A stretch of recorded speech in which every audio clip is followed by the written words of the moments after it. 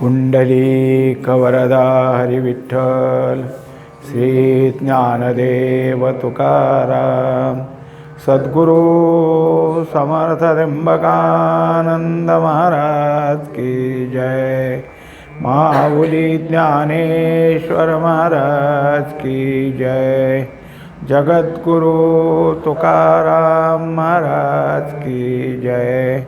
श्री गुरुदेव दत्त। ज्ञान या चिंतनात ज्ञानाचे बाह्य व्यवहार कसे होतात ते सांगण्याकरता एक मांडणी केलेली आहे।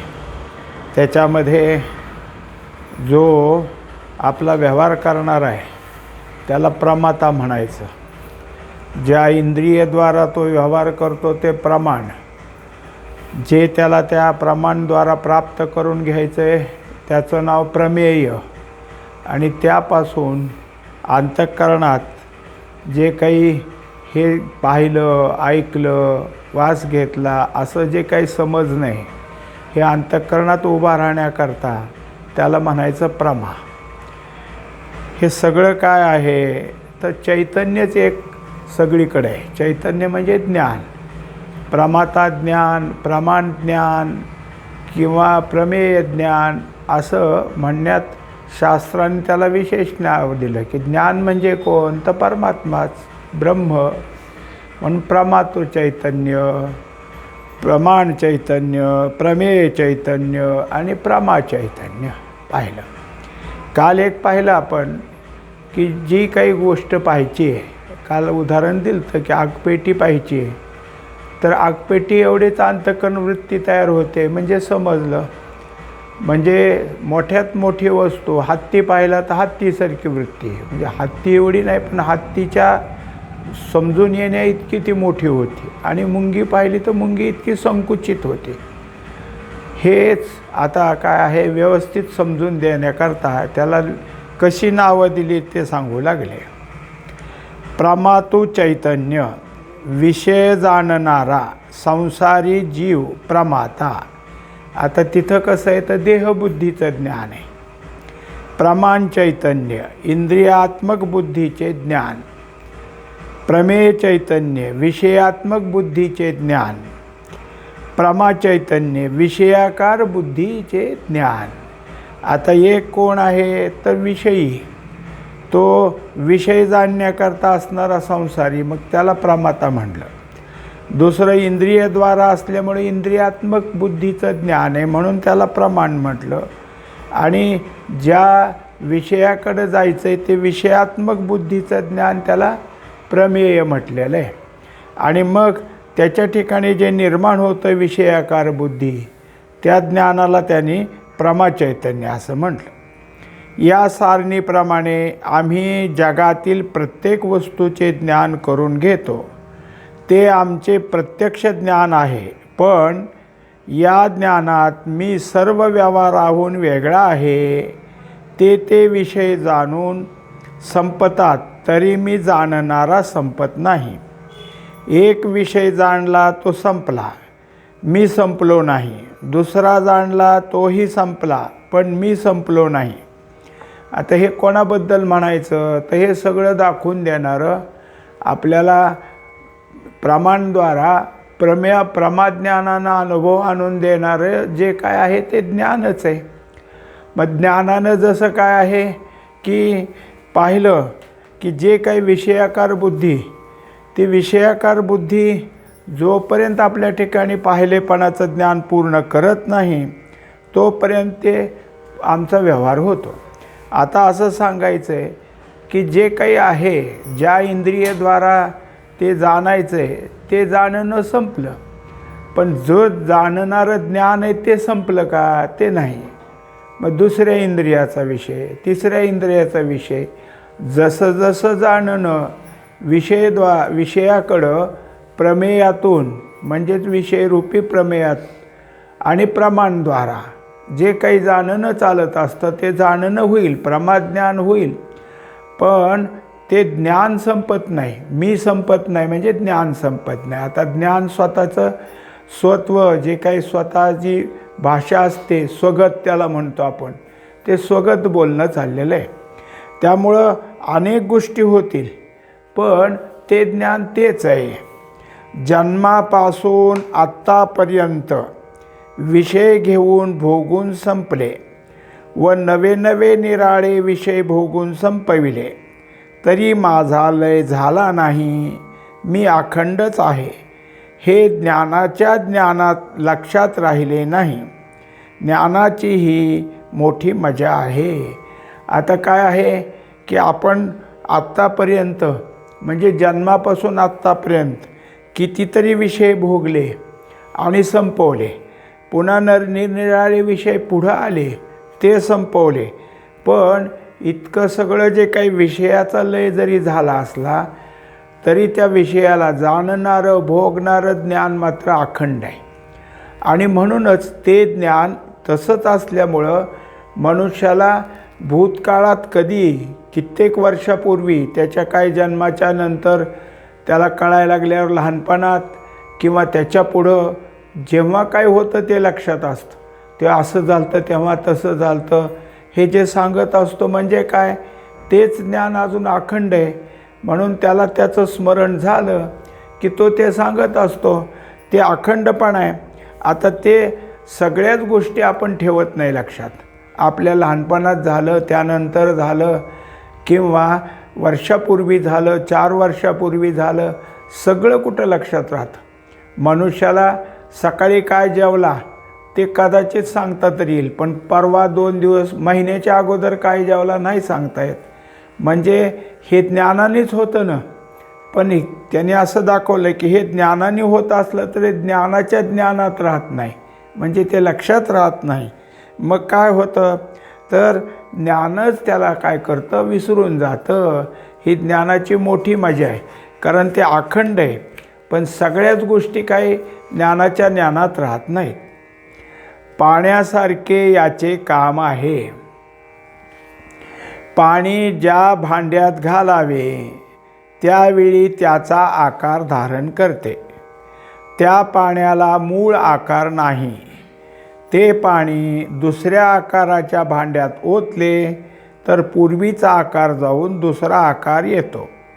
पाणी मूळचे आकारही असते तर त्याला दुसऱ्या भांड्याप्रमाणे आकार आला नसता. ज्या ज्या भांड्यात जेव्हा जेव्हा असेल तेव्हा तेव्हा मी त्या आकाराचा आहे असे जर पाणी समजले तर ते त्याचे चुकीचे असणार आहे. त्याप्रमाणे ज्ञप्तिरूप ज्ञान अंतःकरण उपाधीत आले की मी भिन्न आहे असे त्याने समजावे. परंतु मी अंतःकरण रूप आहे असे तो समजतो. आता हे सगळं काय आहे की अत्यंत बारकाव्यानं समजून दिलेलं आहे. आता जे आलेलं उदाहरण आहे त्या उदाहरणानं आपल्या बऱ्याचशा शंका नाहीशा होतील. होतं काय तर पाणी कोणत्या भांड्यात ओतावं त्या भांड्याच्या आकाराचं वाटतं, पण ते त्या आकाराचं नाही, तेवढ्या त्या भांड्यापुरतं ओतलं म्हणून दिसतं. त्यातनं दुसऱ्या भांड्यात ओतलं तर म्हणजे एखाद्या उभ्या भांड्यात ओतलं तर उभ्या भांड्यासारखं, परातीत ओतलं तर पसरट, अजून काय ओतलं त्यात तसं. म्हणजेच ज्या भांड्यात ओतल त्या भांड्याचा ते आकार धारण करून बसतं. अर्थात त्या पाण्यानं मी अमक्या भांड्याच्या आकाराचा आहे असं कधीच धरलं नाही. म्हणूनच ते काय ह्यातनं त्यात त्यातनं त्यात बसतं. जर ते त्या भांड्याच्याच आकाराचं असतं तर मग दुसऱ्या भांड्यात कसं बसलं असतं. कित्येक वेळा काय करतात, एखाद्या वाटीत म्हणा एखाद्या उंच पेल्यात पाणी भरायचं आणि ते फ्रीजमध्ये वरच्या फ्रीजरमध्ये ठेवायचं. त्याचं होतं बर्फ. मग बाहेर काढल्यावर तो बर्फाचा आकार त्या भांड्याप्रमाणे झाला. आता दुसऱ्या भांड्यात घालायचं म्हणलं तर त्याच्यापेक्षा लहान भांड्यात ते बसणारच नाही, कारण त्या आकाराचं झालं. पण हे पाणी मात्र कसं आहे तर कोणत्याही भांड्याशी टाकलं गेलं तरी त्या भांड्यात त्या वेळेला त्या आकाराचं झालं. पण मी त्या आकाराचा आहे असं ते समजत नाही आणि त्यांनी तसं समजलं तर चुकीचं आहे. पण काय होतं, हे चुकीचं कसं होतं ते सांगायचं आहे की त्याप्रमाणे ज्ञप्तिरूप ज्ञान अंतःकरण उपाधीत आले की मी भिन्न आहे असे त्याने समजावे. पण होतं कसं, ते अंतःकरणात आलं की अंतःकरणापासून भिन्न आहे का नाही. आता आपल्याला लक्षात आलं, पाणी भांड्याहून भिन्न आहे का नाही. पाणी काय भांड्याच्या आकाराचं नाही, ते भिन्न आहे. तसं हे ज्ञप्तिरूप ज्ञान अंतःकरण उपाधीत आल्यावर मी अंतःकरण उपाधीपेक्षा भिन्न आहे हे समजायला पाहिजे. पण मी अंतःकरण उपाधीसारखा आहे म्हणजे उपाधिरूप आहे असं ते समजतं. म्हणजेच होतं कसं, वास्तविक पाहता अंतःकरणाच्या कोणत्याच गुणधर्माचा त्याला संबंध नाही. पण अंतःकरण जसं ज्या गुणधर्माचा असेल तसं आपला मी पण उठतो. मी रागीट आहे, मी असा आहे, मी तसा आहे, हे प्रत्येकजण म्हणतो. ते कुठं धरून? अंतःकरणाला संबंधित झालेल्या ज्ञानाला धरून.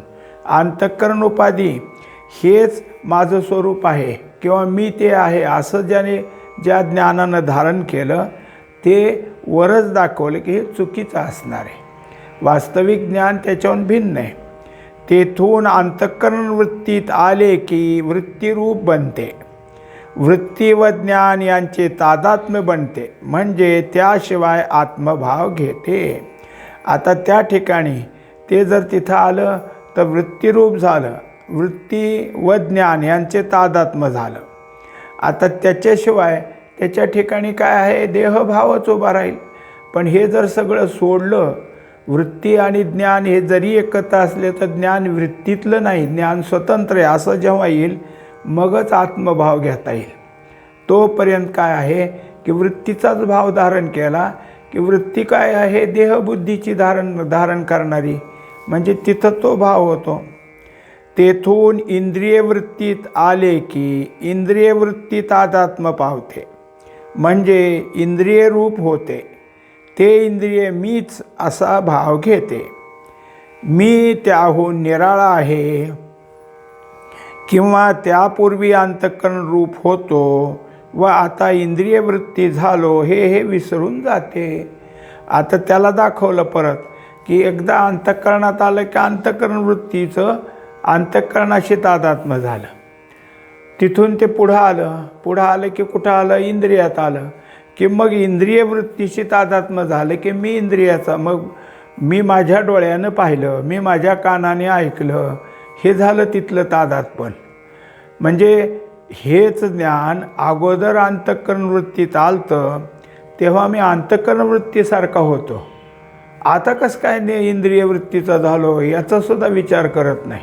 मी इंद्रिय वृत्तीचा झालो हे मागचं जे अंतःकरण वृत्तीचं होतं ते विसरून जातं आणि इंद्रिय वृत्तीचं तादात्म्य त्या ठिकाणी पावतं. म्हणजे त्या वेळेला काय आहे की ते विसरून जातं.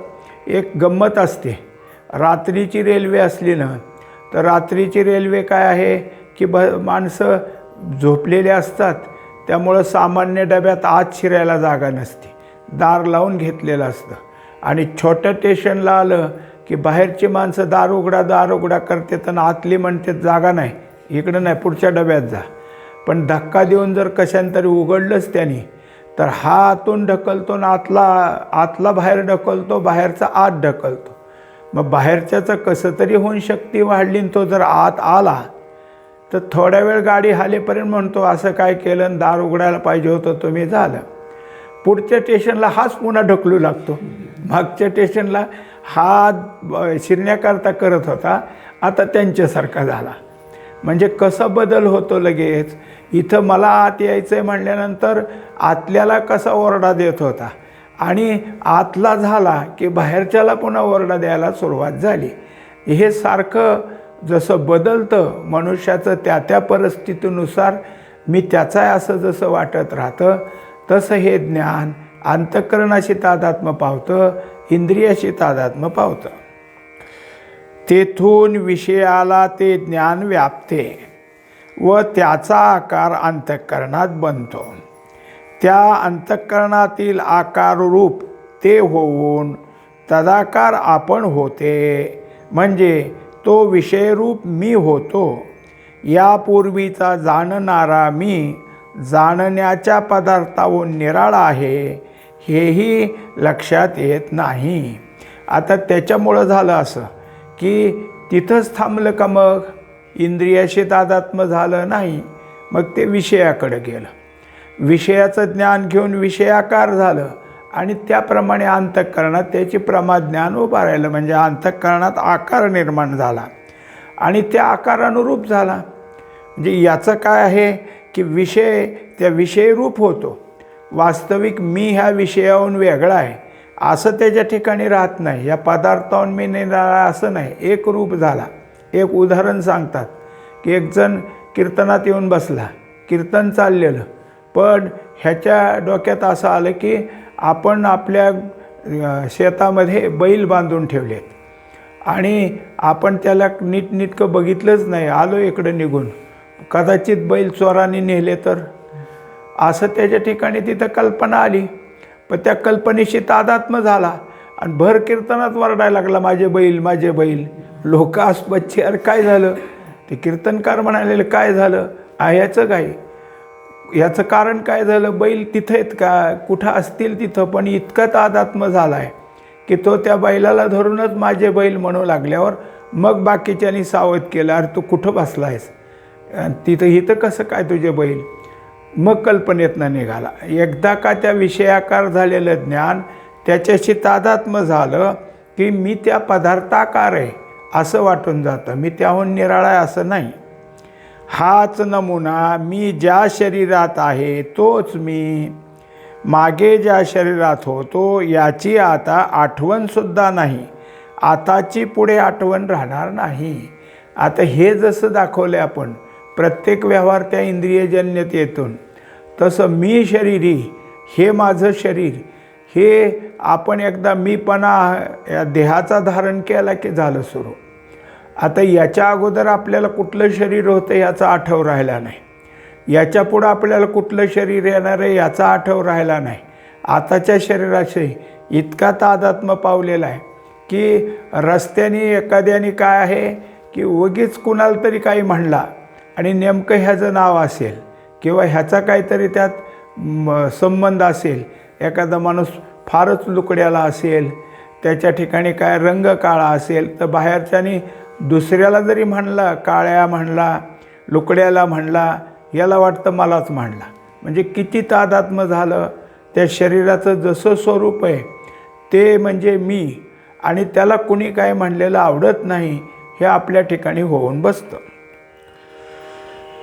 ज्ञान ज्या आकारात जाते त्या आकारालाच मी म्हणून उठते.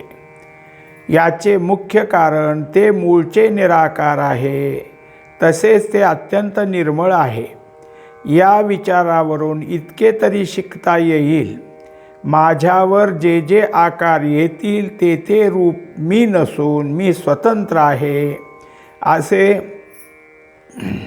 त्या त्या आकारात राहून आकाररूप होऊनही समजायला शिकायला आहे.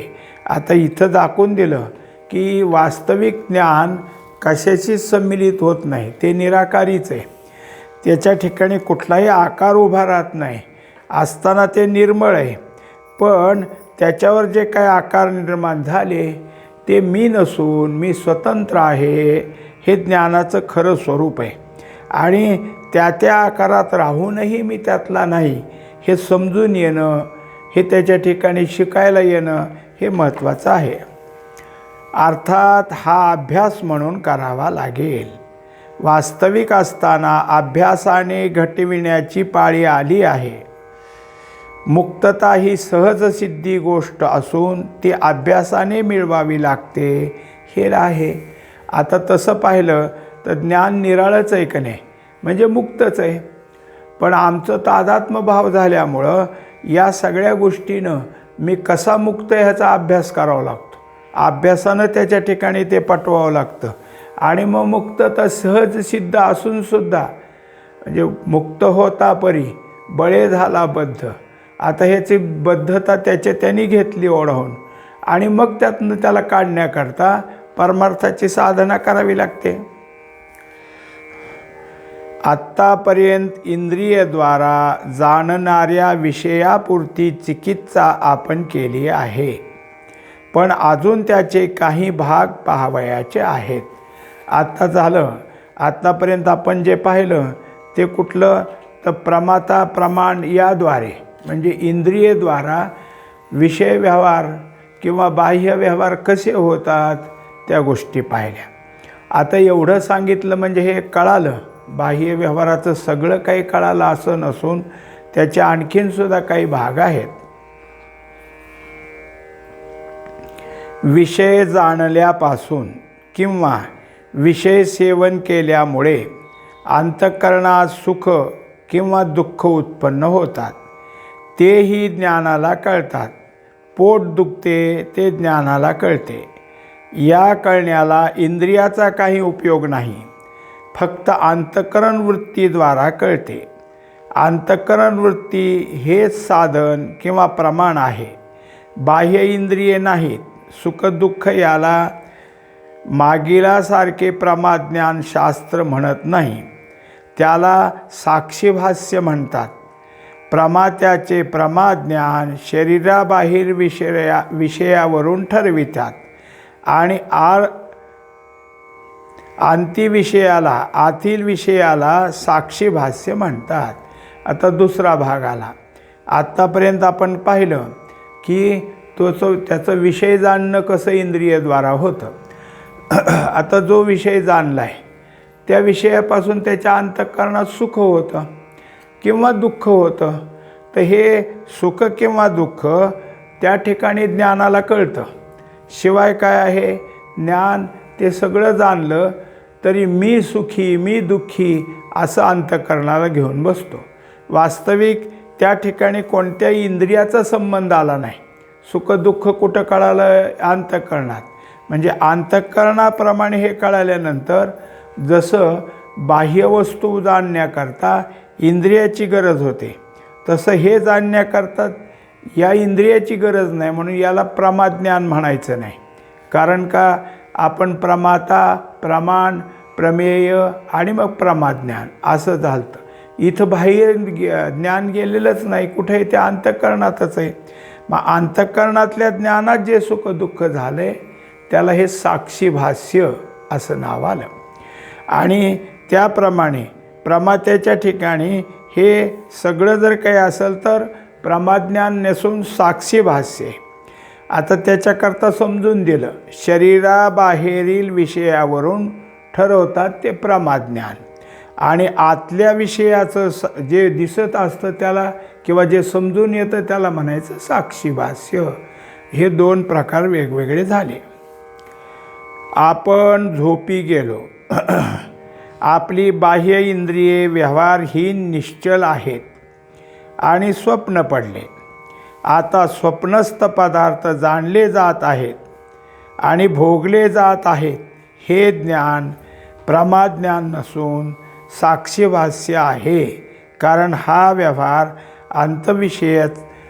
विषय आहे.